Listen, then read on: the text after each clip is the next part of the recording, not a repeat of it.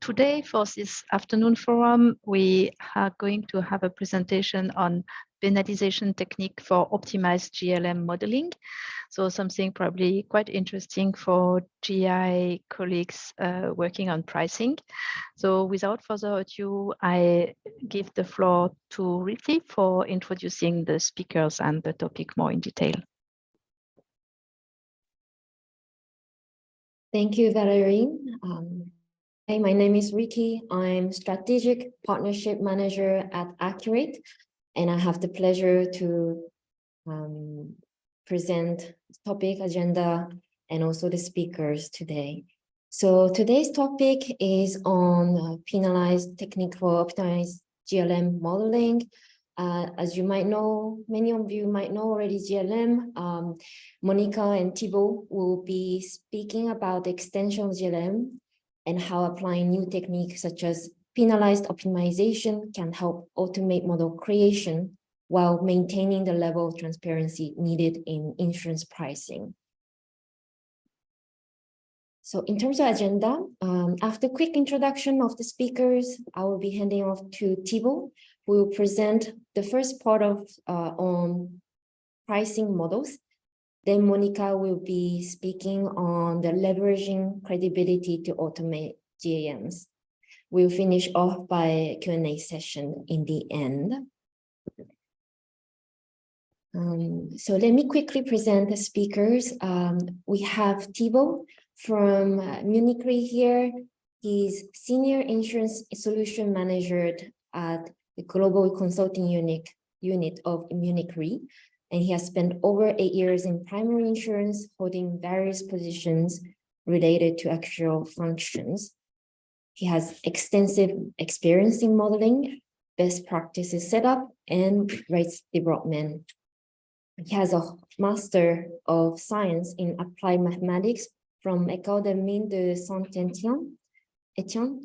And then we have the second speaker, Monica, who is an actuarial data scientist at Accurate, and she supports non-life insurers worldwide, including Southeast Asian region, to accelerate and optimize their pricing process, thanks to transparent AI. And previously, she worked in consulting, research and teaching in risk theory and actuarial models. And she also holds a master's degree in actuarial science and PhD in probability. So let me hand this over to Thibault for the first part of the presentation. Thanks, Ricky. So as Ricky mentioned, the idea first is to recap quickly on GLM and introduce GAM models, so Generalized Additive Model. So first, let's recap a bit on GLM such that everyone is on the page and aligned. So GLM is something fairly standard. So it's an extension of the linear model. The only difference is that we apply a link function and we assume an error structure or distribution of the variable, which is potentially non-Gaussian, but follows the one of the exponential function of the exponential family. So here is really a recap. So we have a linear effect and we apply a link function to the sum of the effects. As we can see, here we are, let's assume up to n variables. So we have n coefficients and we have the effect. So it's typically used for risk modeling, conversion, retention modeling. And the idea is to mostly use with the log link function leading to a multiplicative formula. So G and the inverse of the G function, in this case being an exponential function. So we can move from additive to multiplicative easily. So I would say that's the most natural way. Other possibilities exist, for example, the logit function when we talk about more demand model, where here we use it to calculate odds, for example. So this is, I would say, quickly the setup when it comes to GLM. So if we move to the next slides, we will see that GLMs are great but they have some limitation in a sense that, as the term mentioned, they capture linear trends. So linear trends of the potentially the transformed response variable, but it's still linear.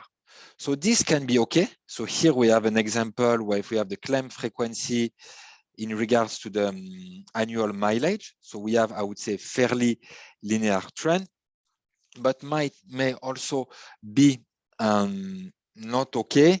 For example, on the right, where we have something that is the age, where we have a non-linear decrease. So it's a bit the typical thing where young drivers tend to have a significantly higher claims frequency than older driver, and then things tend to stabilize. And here in this case, a linear fit wouldn't necessarily be okay.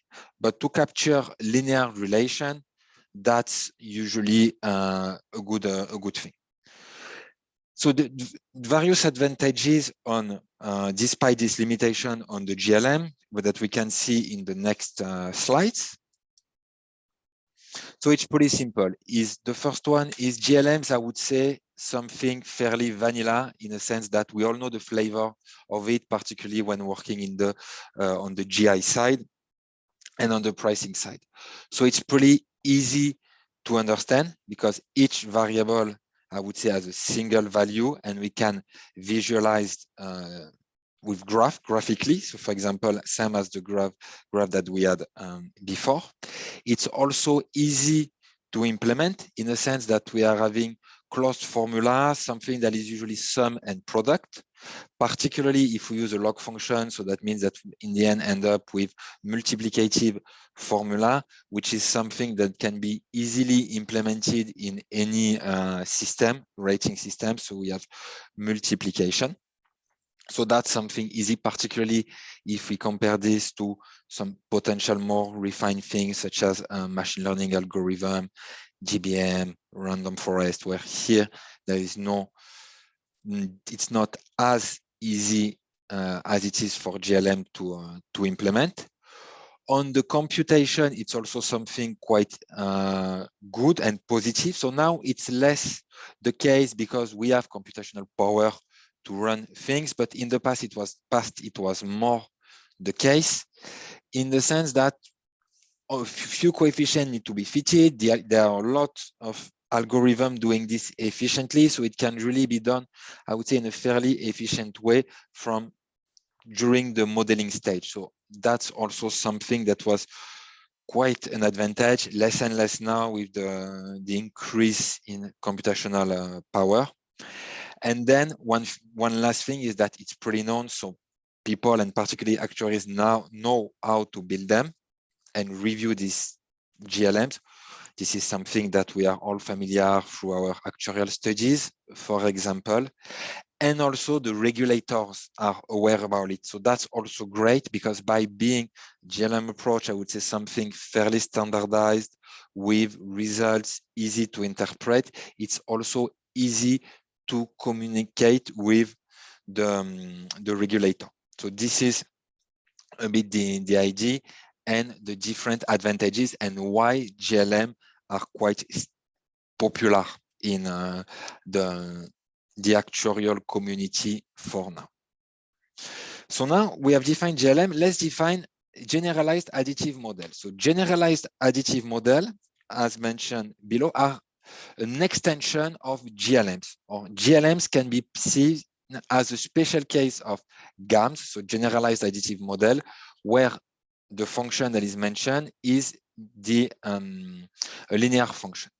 So the idea is that here we assume that the effect is non-linear and that each variable potentially has a non-linear effect that is being translated through a function. So here is the case where before we had the beta times the value of the variable. Here it's a function. It's a function of the variable. So we can have non-linearity, as we can see in the next slide. So if we have a look at the next slide, we see that thanks to this, we can take into account the non-linearity. So this is the example. So the one on the right is still valid, so the linear effect stays, so we have a linear function. But for the one on the left, which is the age, we have something non-linear now, which allows the better capture of the effect of the age when it comes to the predictive the claims frequency. So this is the idea.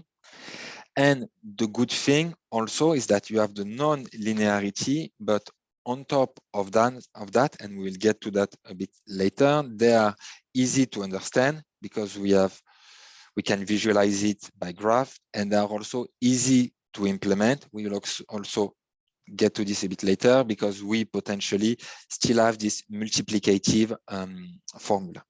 So this is the idea of generalized additive model.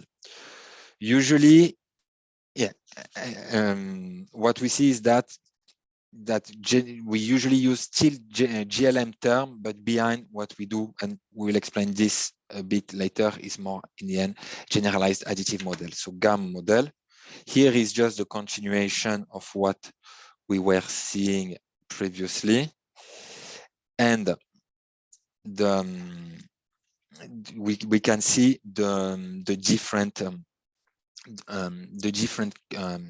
possibilities. We have the age, we potentially have the speed, also vehicle speed, where we have something that has, I would say, some thresholds, the mileage, which is something more linear, and so on and so forth. So this is the idea, and GAM, as we mentioned, they are more they offer more flexibility because they allow to capture the non-linearity. So that's the idea. However, there are also some potential limitation in this. So as I was mentioning, there on the additive model, if we look at it, so what I was saying, more powerful models because we capture the non-linearity. They are still usually called GLM. I would say it's a simplification, and the GLM term is used in an extensive way. The main difference also is that while the typical linear model will work on, we will work on the variable and the trend will be automatically fitted because we have the trend automatically linearly selected. The additive model will require to select the variable and also to decide on the fitting. So they require, I would say, more by default manual adjustment, in a sense that the betas that we were seeing previously, so these functions, they are not explicit. So it's up to us to decide, should they be linear, should they be something exponential? So we know that they exist. So this is as per the concept. But if we want to have what is their direct expression with a formula, this is more complex, and therefore the fitting may be required on different functions. One possibility, moving to the next step, is actually to obtain these functions via what we call variable transformation. So here we have the idea. If we look at driver age, annual mileage, or vehicle age, what can be done is, for example, to have, instead of having a linear relation, we have a polynomial, and this helps. So if we look at it, if we use driver age in this case, the function beta would be a polynomial of driver age, order 3 polynomial in this case. Can go lower, can go higher in terms of the order, but that would be a bit the idea. That's a bit the same for the mileage here, that we see that we can also potentially have polynomial thing, and same for the vehicle age. Another possibilities at the bottom of the slide is really we can also, we will get to that in the next slide, have through the use of an indicatrix function, have the different levels considered, and therefore capture also these non-linearities. So that's the idea. And by doing so, and particularly by transforming the variable, same as we did, or here, we can show that on the domain of the possible values that the variable can take. Here, the age, for example, 16 to 75, they are equivalent. So this was the case previously on the number of past claim. Here we have the case is if we have a non-linear model. If we get back to the slide on equivalent, we have a non-linear model on the right. So we have the function, and through the use of indicatrix function, this can be converted into a linear model. So here, the variable, so we convert the driver age variable into a set of variables, each one being equal to 1 if, for example, the age is 18, or 0 otherwise. So we will have the indicatrix for age 16, 17, 18. All of this is a bunch of functions. And by doing so, we will be capable to assess the GAM function. So the idea is to discretize and use this thing and then re-enter into a traditional GLM modeling. And therefore, we have this equivalence between the two. And that's why usually we tend to, I would say, use the GLM term as a whole, because this is the approach that is typically chosen, particularly through the different modeling software. By doing so, as I mentioned, we create a large number of functions, so 1, 0.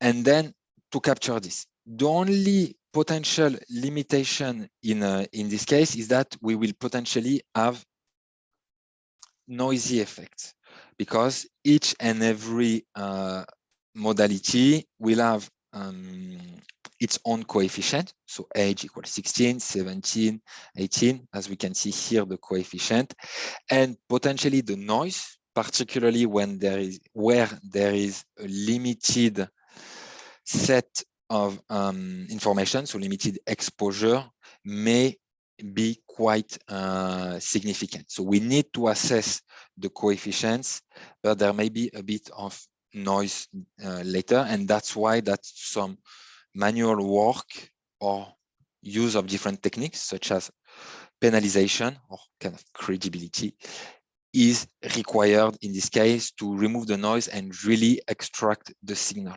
Personally, I always try to use this signal to noise ratio. That is about more physics thing, but keeping the signal and trying to extract the noise by doing it.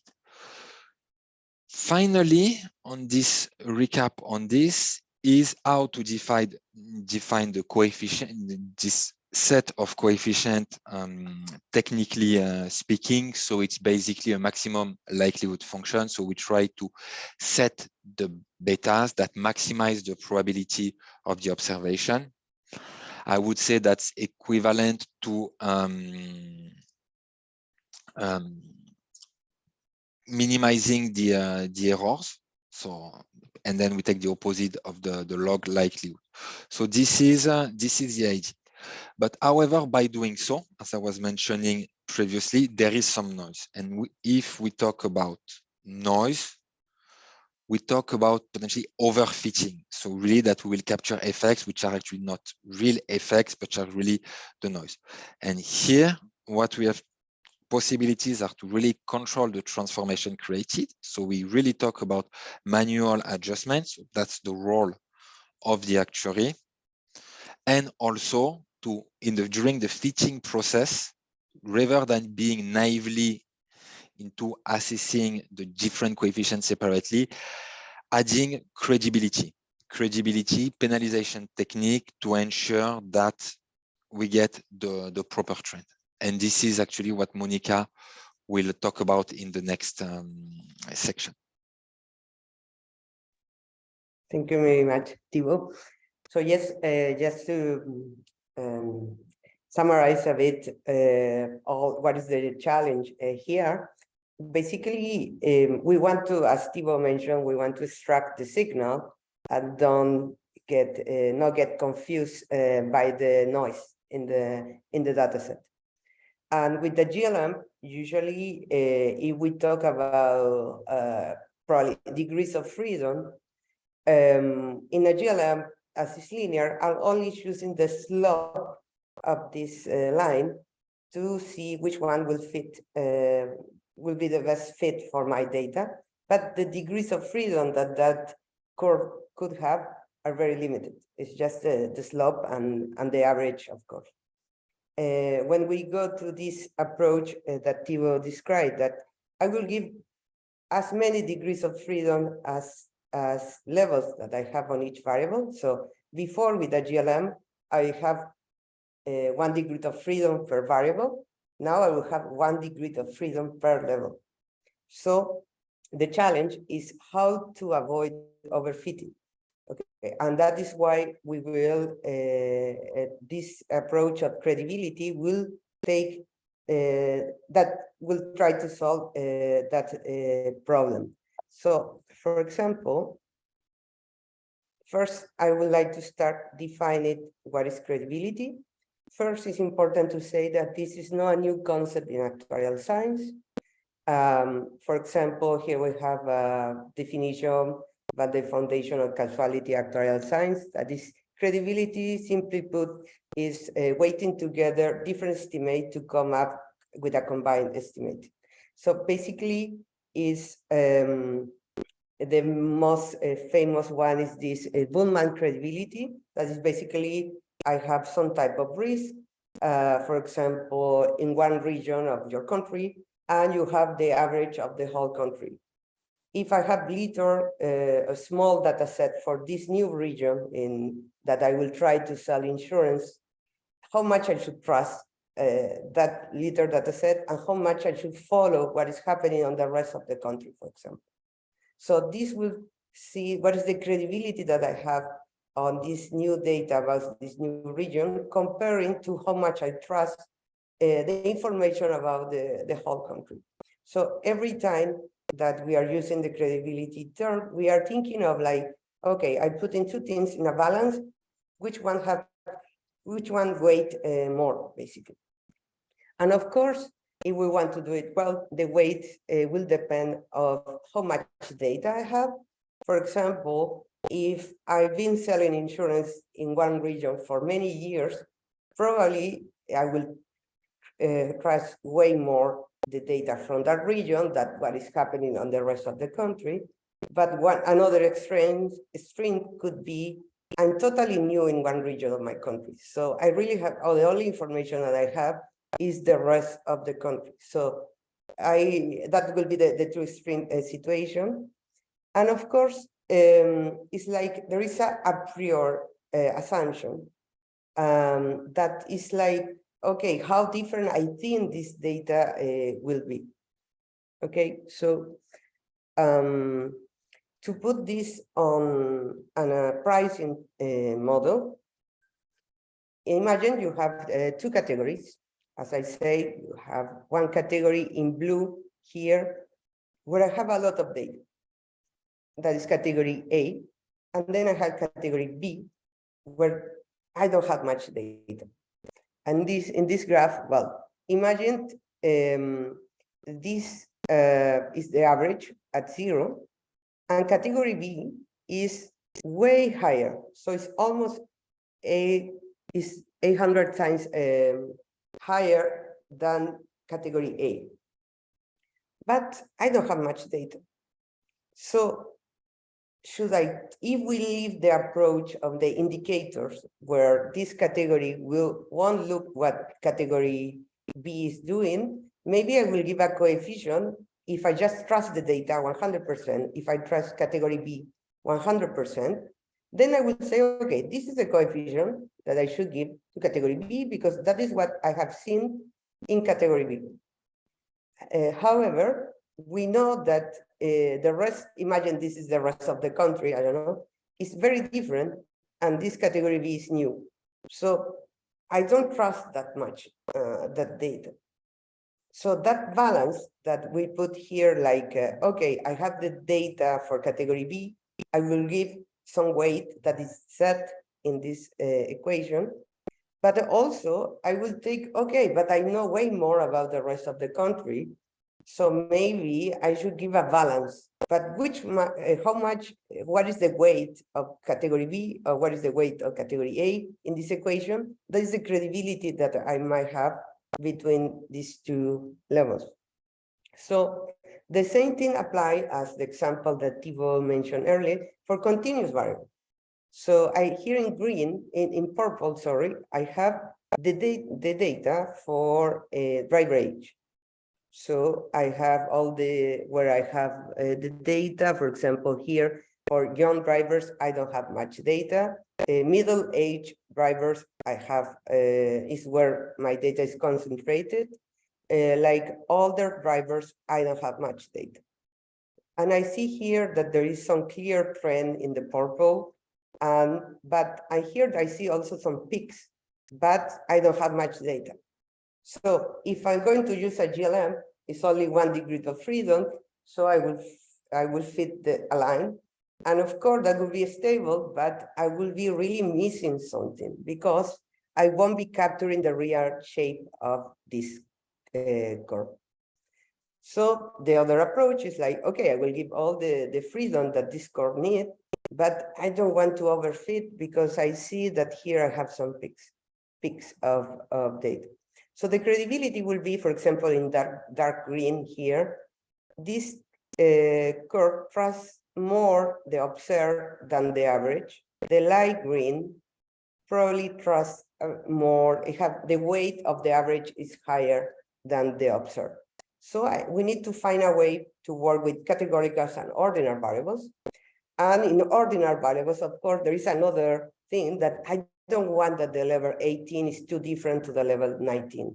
And I don't want that somebody that asks for insurance that is 53 years old is too different than a person that is 54. So I don't want that the neighbors are too different. So this is the same slide that, okay, so we will give all the degrees of freedom that each variable needs. And we need to find something that captures the signal and doesn't capture the noise. Okay, so how we incorporate the credibility into this likelihood approach that Thibault presented earlier is like, I will add a priori. So I will assume something else about my model, and the a priori in this case will be about the coefficient. For example, if I go back here, I have a beta that this will be the parameters I will use. This category B is way riskier than category A. This will be the beta. If beta is 0, I will just follow category A. If beta is different than 0, I will trust the data that I have about category B a bit more. So it will be my a priori about my beta because simple models are usually more likely. So if beta is 0, and this is the probability distribution, I will say that it's way more likely that beta is 0. And there are other cases where beta could have large values that won't be many of the cases, just a few. So this would be my distribution about each parameter that I have in my model. I will assume that it's more likely that is 0. So this is the approach Thibault presented earlier. So we will maximize the likelihood of the model, but now we will add this a priori. What will be the idea of the a priori? I will avoid overfitting. Because if I just maximize this equation with all the degrees of freedom that I could have, most likely I will have overfitting. So I will add a priori. So now I not only maximize it, the likelihood, but I also multiply by a priori. Okay, so this is what I think about my coefficient. As Thibault explained, as we are maximizing, it's very common that you take the logarithm because it's the same, the maximum of this value of the maximum of the logarithm. And then you can write this as the minimum of the error. Okay, so the maximum that the signal I capture is equivalent to the minimum that the errors I have. And this a priori will translate to a penalty. And what is the formula with this penalty will depend on which one is my a priori. So this thing that is the likelihood and a penalty is well known in machine learning world, that is a penalized regression. So basically, I want to be as close as possible as my data, of course, but I'm penalizing the parameters. So in this way, I'm controlling overfitting in my model because I won't leave the parameters move totally free as they would if I don't use the penalty, but I will have something to control the number of parameters of like the global model. Okay, so if we go more into the formulas, we started with the okay, I will have a priori with the of my coefficient. For example, my a priori is that most of the cases they are 0, and then the probability decrease. So that is a Gaussian hypothesis. That, for example, if this is my hypothesis, that is a normal 0, 1 over 2 lambdas, then the penalization that I will have it will be the likelihood, the log likelihood, sorry, minus lambda times beta squared. And this is the machine learning approach that is well known, that is the bridge regression. So there is an equivalent between the two approaches. And another one that is very famous in machine learning is the lasso regression. Okay, so instead of penalized by a square, the square of the value of the coefficient, I will penalize by the absolute value of the coefficient. And you can prove that if you use this penalty, you could go back. In this way, I will go from right to left. That you could say that it's the same that my a priori is a Laplace distribution of coefficient 0, also centered at 0, 1 over lambda. Okay, so we have that there is this equivalence where I could add my a priori, so I add in the credibility, and I could use penalized regression to solve the problem, because if I minimize this one, I will be solving the problem, the original problem where I want to find the best model, but I have a priori to control overfit. And the value that you take about this lambda parameter will be the one that will represent how much I trust my data set and how much I just want to follow this average value. Okay, so if I go to explain this a bit more, the lasso is very good when it's very popular in machine learning, and why is people prefer it is because it's very easy to, with this approach, to say, okay, I won't use this variable because I'm using the absolute value. This method is very good to say, okay, don't use that parameter, instead of saying, okay, I will use just 0.00001 of this parameter. With this lasso approach, there is it's easier to say, okay, I won't use it, so the parameter will be 0. And I won't go on all the details here because this is will be another topic, but it's equivalent to have a very simple hypothesis of each coefficient.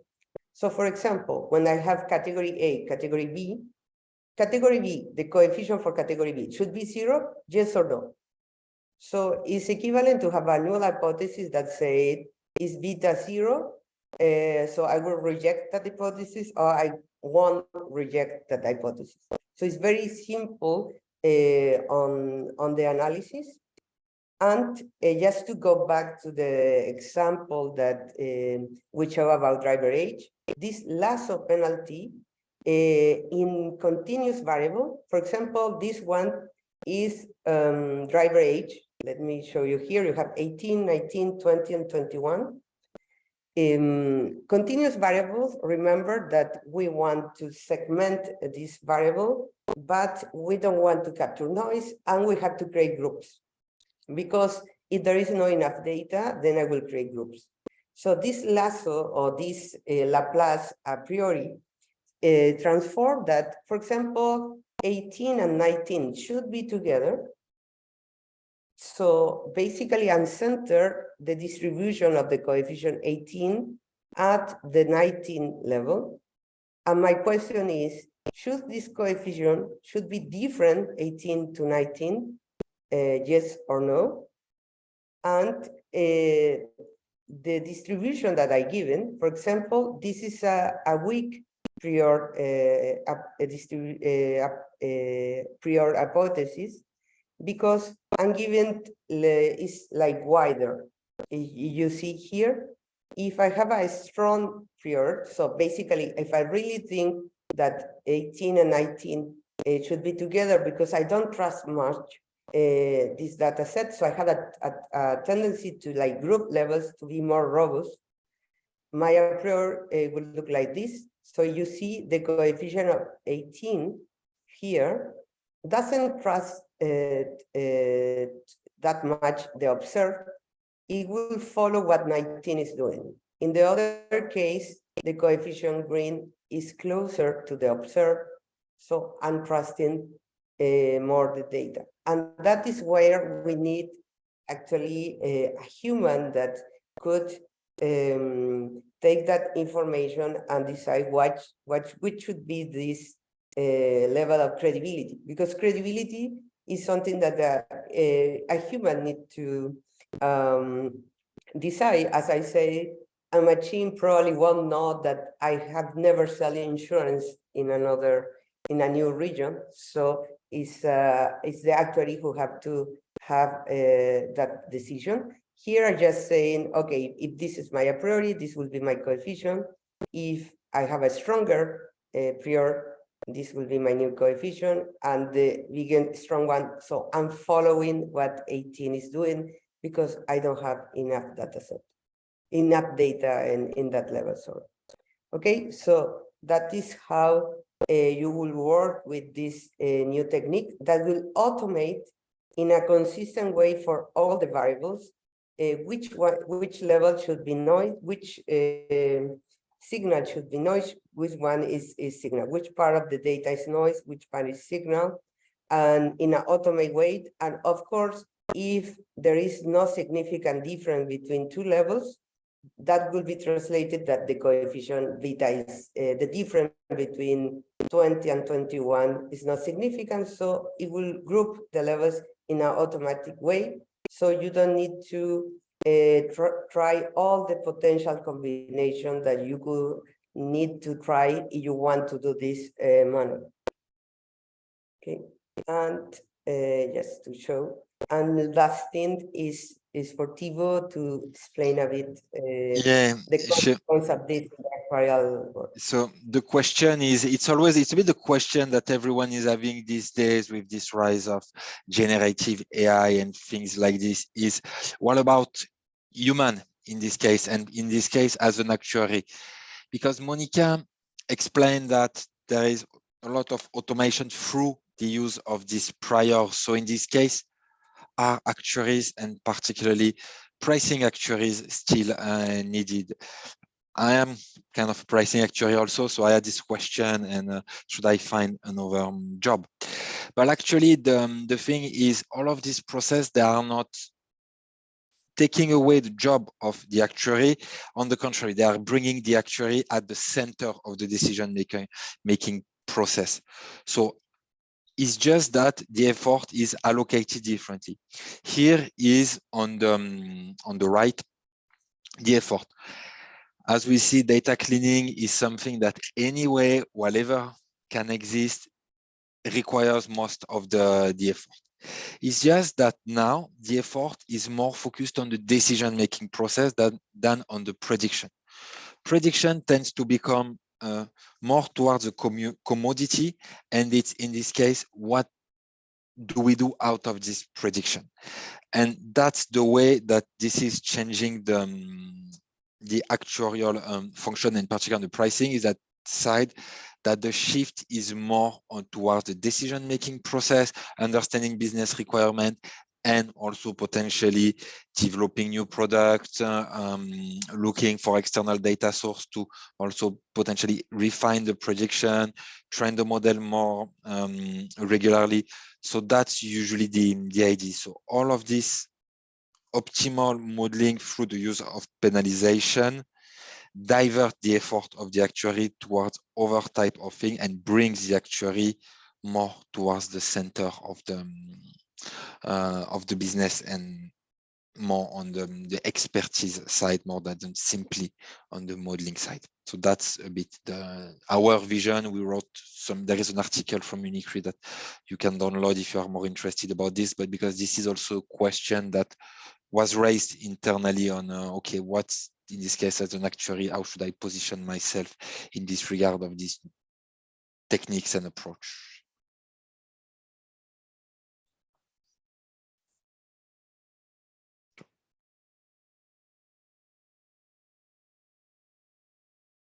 So I think that's it for the presentation. So maybe we can have, if you have some questions, feel free to.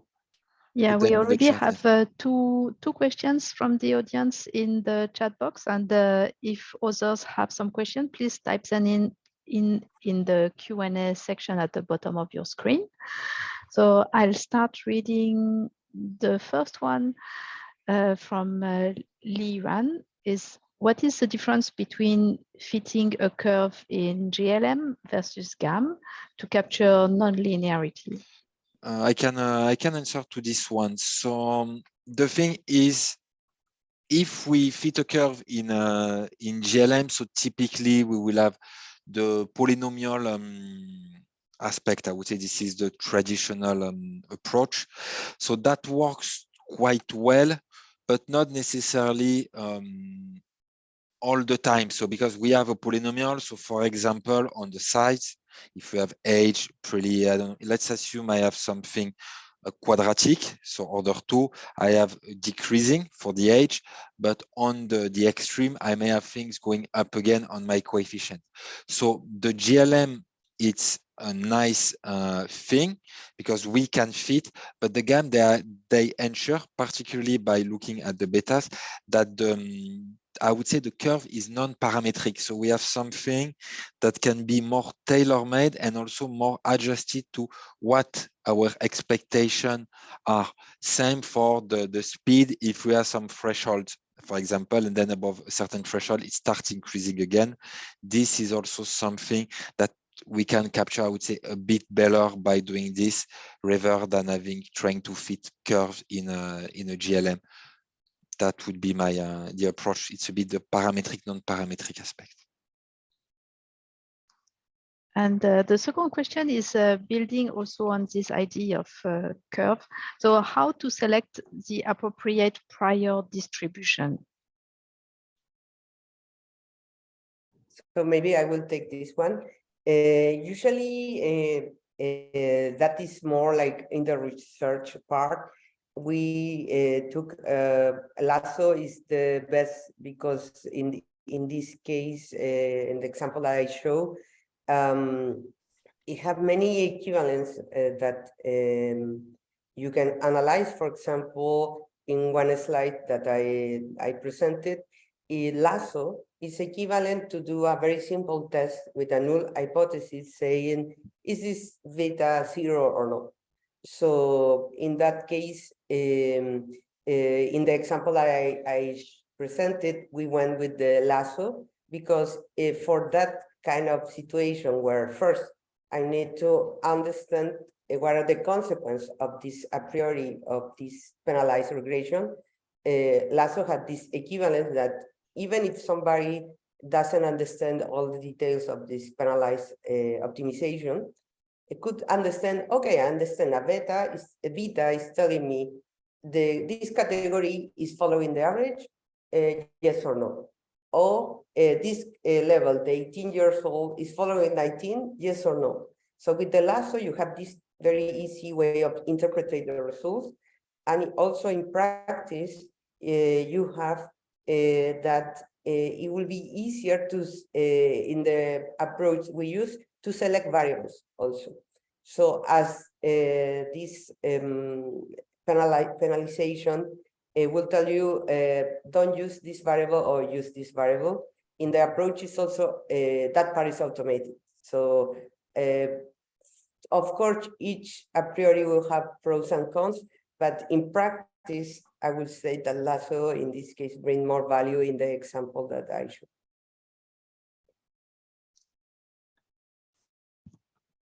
Thank you.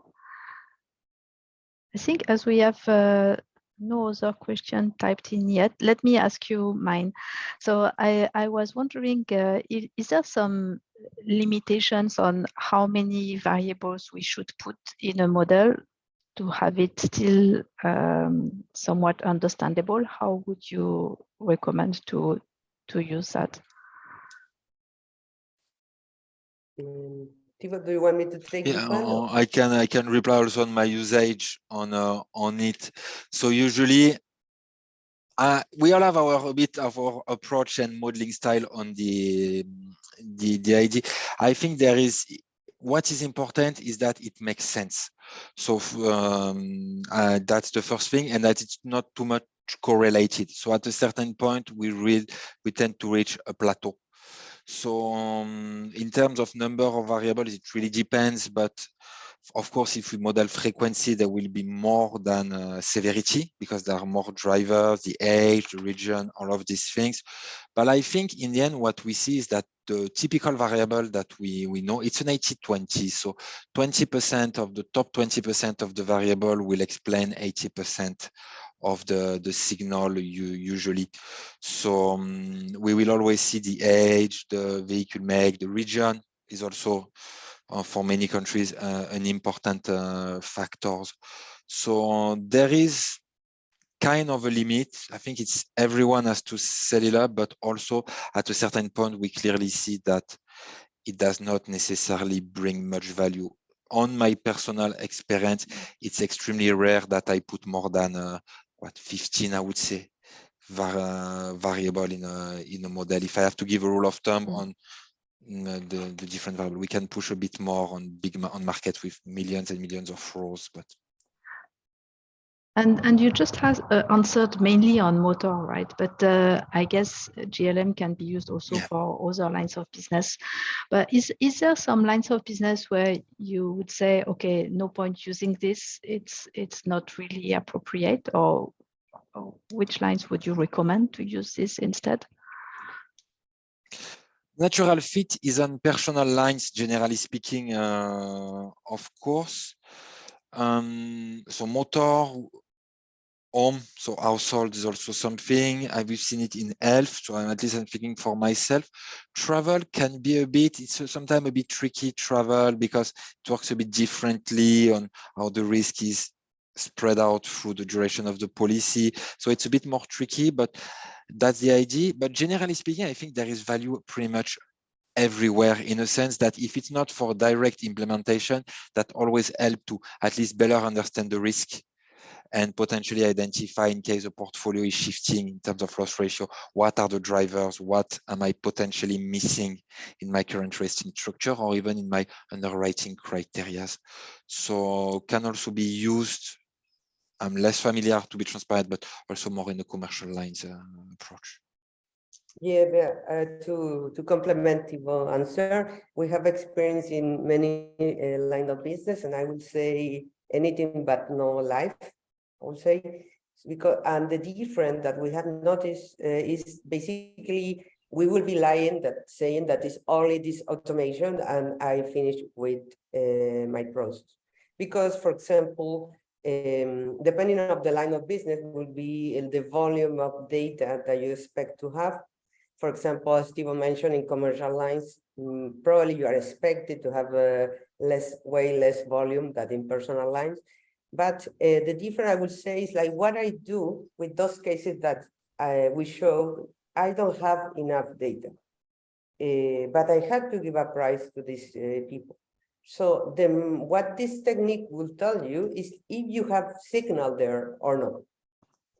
If you have signal, you can see, okay, even if I don't have enough data, I see that they are behaving in a different way than the others. And that is very interesting. So then maybe you didn't realize that before. And then, for example, if you say, oh, I don't have enough data to prove something with data, with math, with statistics. But we know that insurance is not only statistic, we need the accurate. So we recommend at least the user of these techniques. We always recommend be super careful with the levels where you don't have enough data, because there is particularly when we totally need the expert to decide what to do there. Because, for example, if there is a new category of cars, if there is a new, as I said, a new region where you are selling your insurance, you will need the expert to say what to do or what to do next year. So we have experience in many lines of business, like commercial, pet insurance, travel insurance, personal, motor, fire insurance, many line of business, but no life. That is will be my answer. But what to do with the models created, it will depend on the line of business. Like if I need to use other manual things at the end to add the expert knowledge. And Monica, maybe in relation to what you just mentioned, there is another question which is asking from Thi Hung. Is it possible to introduce prior assumed coefficient that is not zero? So I guess when we think we have a knowledge on some variables, we would not use zero weight everywhere, but already assume some different weight for the different variables. Yeah. So indeed, there is a technique that we use that is called the offset, that some companies, sometimes they know they don't have enough data in some levels, but they have been using something already. They have something that the expert decide. So it's not zero. When I assume zero, I'm assuming that all my clients have the same risk. That is if I don't know much of the model. If I already have an expert that tell me, no, it should be this is the coefficient. So the technique that we use will be the same. The difference will be that I'm not asking if my data should follow the average or be different. I will be asking my data should follow this new a priori that the expert brought that is called offset. So should I follow this offset that the expert brought, or should I follow the data that I have? And if you have enough data, the test will be, is this difference significant? If you don't have enough data, you will follow this a priori because there is no way that I can prove that is wrong if we don't have enough data on that level. So yes, you can change this first assumption that is all the clients have the same risk. You could put something that the expert can tell you. Thank you.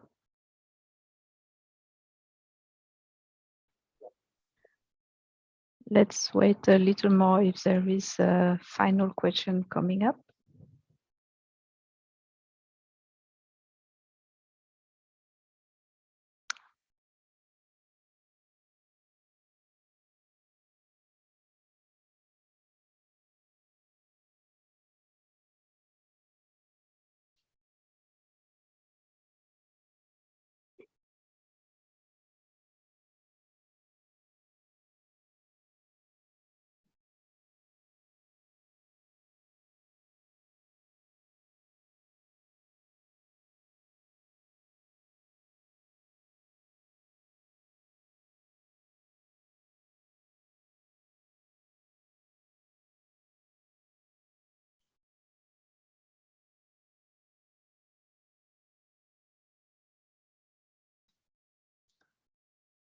Okay, it looks like no. So thank you very much, everyone. We also received a thank you message from Kai Frank. So yeah, thank you very much. And we'll stop here today. Please, every participant, it would be great if you could scan the QR code on screen in order to share your feedback about this session. Thank you very much for